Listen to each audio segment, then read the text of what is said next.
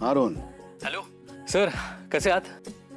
मी मस्त. तू कसा आहेस? सर गडबडीत आहात का? नाही म्हणजे नॉर्मलीच असं बोलायला फोन केला होता. नाही नाही, बोल ना. नाही, मी तुम्हाला थँक्यू म्हणायला फोन केला होता. खरं तर आपलं असं लग्नानंतर फार काही बोलणं नाही झालं, पण तुम्ही सगळ्या अरेंजमेंट्स खूप छान केल्या होत्या. लग्नही खूप छान प्रकारे पार पडलं. मी हे सगळं अधिरासाठी केलंय. तुला माहिती आहे ना कशी आहे ती. सर मजेत आहे अधिरा. तुम्हाला सांगितलंच असेल ना तिने. मला तुझ्याकडनं ऐकायचं होतं. आहे सर, मजेत आहे. होते हळूहळू सेटल होते आमच्या घरी. पण तिच्या येण्याने ना आमच्या घरातलं वातावरण एकदम बदललंय इन अ पॉझिटिव्ह वे. त्याच्यामध्ये एक वेगळाच ऑरा आहे, एक वेगळीच पॉझिटिव्हिटी आहे. आम्हाला ना सर असं वाटतच नाहीये की कोण बाहेरची व्यक्ती आमच्या घरी आली आहे म्हणून. गुड. चल ठेवू फोन मी. नाही सर, ऐका ना, ॲक्च्युली मी ताईबद्दल विचारायला फोन केला होता.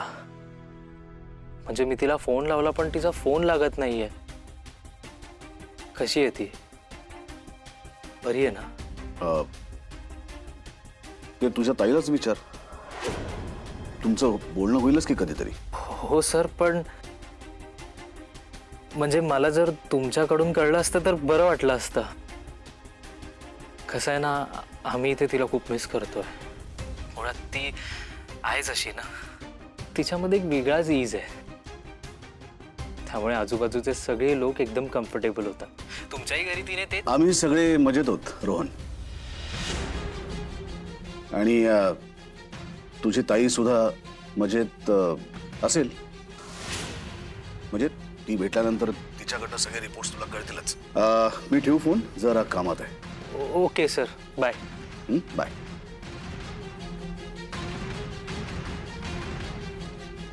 काय रे, कोण होतं? अहो समर सर. काय म्हणाले? नंदू बरी आहे ना? हो, म्हणजे असावी. काय असावी म्हणजे? बाबा ते नीट नाही बोलले हो माझ्याशी. म्हणजे आधी ते नीट बोलत होते, पण नंतर मी ताईचा विषय काढला तर काही फारसे बोललेच नाही माझ्याशी. म्हणजे अहो बाबा, काळजी करण्यासारखं काही नाही आहे. हे बघा, मी मे बी त्यांना ऑफिस आवर्समध्ये कॉल केला असेल म्हणून ते असं माझ्याशी बोलले असतील. नाही नाही रोहन, मला कळतंय आणि मला त्याचं आश्चर्यही वाटत नाही. लग्नामध्ये जे काही झालं ना, त्याचा राग असणार त्यांच्या मनामध्ये. भयंकर होतं रे ते सगळं. काही म्हण रोहन, पण दरवेळी समर राजवाडेंनी आपल्यावर विश्वास ठेवला, पण आपण कोणत्या ना कोणत्या कारणाने त्यांचा विश्वास मोडलाय. साखरपुड्याच्या वेळी सुद्धा त्याने आपल्याला हात दिला म्हणून, नाहीतर खूप अवघड झालं असतं. लग्नामध्ये सुद्धा त्यांच्याकडून त्याने सगळं केलं रे, पण तुझ्या आईनं जे काही केलंय ना, त्याला माफी नाही. थांबा थांबा थांबा, हे लग्न होऊ शकत नाही. दादा सांगा आता या सगळ्यांना. या बांगड्या राजवाडेंच्या आहेत. या आल्या होत्या आमच्याकडे गहाण ठेवायला. मी त्या ठेवून घेतल्या आणि मग त्यांना पैसे दिले त्या बदल्यात. अरे त्यांच्या घराण्याच्या पिढीजात बांगड्या तुझ्या आईनं घालवल्या तरी त्यांनी लग्न होऊ दिलं. आपण ना त्याचे पैसे परत करायला हवेत. त्याशिवाय माझ्या मनावरचं ओझं उतरणार नाही आणि त्याची झळ नंदूला चुकून सुद्धा लागणार नाही. आपण त्यांचे पैसे परत करूया. बरोबर आहे बाबा तुमचं, पण मी काहीतरी बघतो. तुम्ही नका टेन्शन घेऊ. रोहन, अरे रक्कम मोठी आहे. अहो बाबा, आपण करू ना मॅनेज. मी एक काम करतो, मी आज ऑफिसमध्ये विचारतो मला लोन मिळतंय का. पण तुम्ही प्लीज टेन्शन घेऊ नका.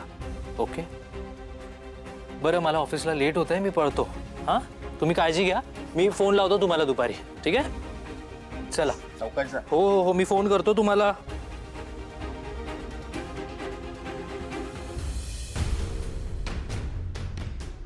रेडी?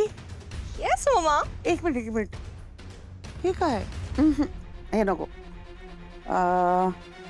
या दिस गोस. श्रीमंतीचा ना तिथे जाऊन असा माज दाखवायचा, थाट दाखवायचा आपला, राईट? Good idea mamma. आणि हो, मी सांगितलेलं लक्षात आहे ना? कम ऑन मम्मा, सगळं लक्षात आहे माझ्या. नाही, जरा डाऊट आहे तुझ्यावर म्हणून म्हटलं. मम्मा आ, मम्मा तुला तो गेम माहितीये का ग जो आंधळी कोशिंबीर म्हणजे बघ त्याच्यात ना डोळ्यावर अशी पट्टी बांधतात आणि मग कोणीतरी येतं आणि त्याला असं टपली मारून जात कळतच नाही कोणी मारली त्याला शोधायचं असतं तो गेम आहे ना मला खूप आवडतो सो आनंदीच्या घरच्यांना कळणारच नाही की कोण आलं आणि टपली मारून गेलं right come on get ready yes bye bye. Hello नमस्कार मी दिलीप सरपोतदार बोलतोय पेपरमध्ये मी तुमची जाहिरात वाचली हां मला अप्लाय कर काय म्हणालात नाही हो म्हणजे वयाची अट वगैरे त्यामध्ये काय लिहिलेलं नव्हतं बरं बरं नाही नाही काय काही हरकत नाही ठेवतो फोन नमस्कार मी दिलीप सरपोतदार बोलतोय मी तुमची जाहिरात वाचली ठीक आहे आपण भेटूया आणि मग बोलूया यावर चालेल हो ठीक थँक्यू व्हेरी मच सुश ती जरा डायरी इकडे दे मी काही नंबर लिहिले त्याच्यामध्ये आणखीन काही फोन करता येतात का ते बघतो काय चाललंय तुमचं या वयात नोकरी करणार मस्करी वाटतेय का सुष्मिता ही वेळ कोणामुळे आलेली आहे याचा विचार केला असता तर बरं झालं असतं यापेक्षाच नाही म्हणा पण विचार करता येत असता तर ही वेळ आलीच नसती माझं काही ऐकायचंच नाही असंच ठरवलंय ना तुम्ही राजवाड्यांच्याकडे आपल्यापेक्षा 1000 पटीने जास्त पैसा आहे समुद्रातून एक थेंब गेला आधी चुका करायच्या आणि मग नंतर सगळी स्पष्टीकरणं देत राहायचं हे मला अजिबात आवडलेलं नाही आहे सुश मला बाहेर जायचंय मी आवरायला जातो हो असं नका जाऊ मी बोलतेय ते बरोबर बोलतेय माहितीये तुम्हाला तरी देखील असं वागताय का नका हट्टीपणा करू हात टेकले यांच्या हट्टापुढे आनंदीलाच फोन करून सांगायला पाहिजे त्याशिवाय काही ऐकणार नाहीत